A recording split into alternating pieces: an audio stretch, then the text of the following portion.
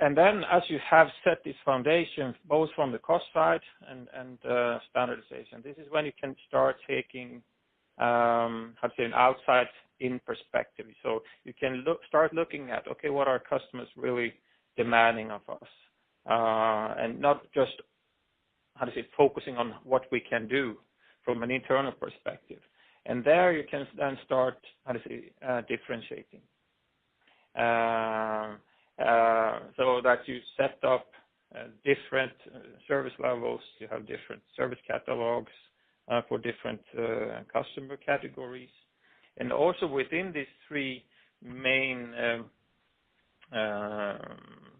service offerings, as I mentioned earlier, you can have different, priorities on the customers, of course, where you, even if you are a lean, reliable trader, where you focus on, cost and inventory, you can still have different service levels for key accounts, for example, or you can have a different service attached to some of your products. It could be technical consultation or whatever, lab requests. So this is. Yeah. Sorry. Yeah. No. Go. Finish your sentence, and then I wanted to ask a question. But. Yeah. So and then in stage 4 and 5, then you have set the base for again driving the organization from a cost focus, because you already have a very lean and a cost leadership. Then you can then start differentiating, focusing again on profit instead of cost. And in the last stage, then this is where you use companies that use supply chains as game changers in the industry.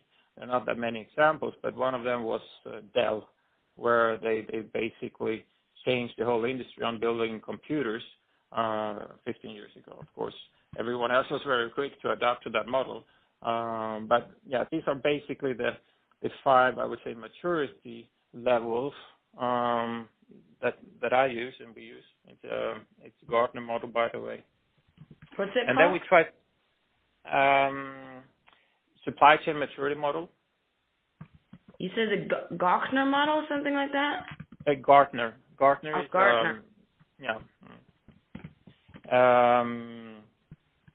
And then basically, what we do then is based on the BU, what they actually, which profile they fit into. Is it's a commodity business? Is it a more service-oriented business? Or is it the more the mixed bag? Then we look at these different, performance elements. So we look at service levels. What kind of service levels do we want to give to the customers? What service levels do they require in terms of on time in full, for example? And here, I'm not so much in favor of setting an overall BU, target. If you have if you talk about ABC customers or so, yeah. The C customers that is ordering 2 times a year, 20 kilos of chemicals, why should you have an on-time in full service commitment to that customer of 98%, for example? Doesn't really make any sense. So then it's better, in my view, to focus that extra service on the customers that are willing to pay for it and that require it. But often what you do in this, when you start going into the supply chain excellence, you set targets across BUs. What kind of targets would that be? What targets?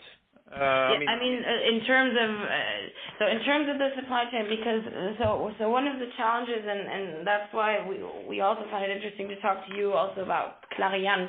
So Clariant, and to my knowledge, has different business units, and they have specialty, very specialty not oriented, but very specific special chemicals that would have a lot of service and a lot of product development, application development involved, but they also have commodities in their portfolio.